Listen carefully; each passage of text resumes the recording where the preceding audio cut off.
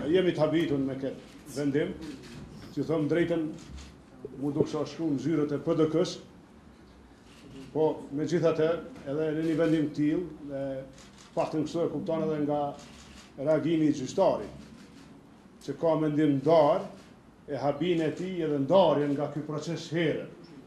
Pra vetvetim, në mënyra se si ju ka qash një gjyqtar, fletë shumë për procesin. Me gjithatë,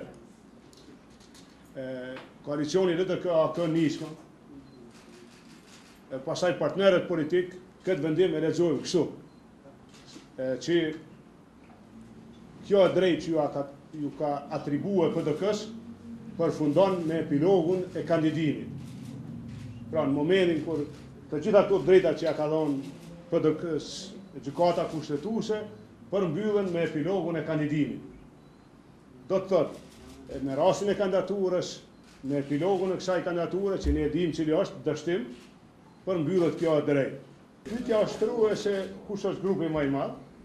Grupit më i madh, ashtu si ka vlerësuar gjykata, ju jepet kjo e drejtë. Në rast dështimit, pra një dëgjash, po thotë në rast dështimit, shkojmë zgjedhje, një dështar po që parlamenti do të me zgjedh mënyrën.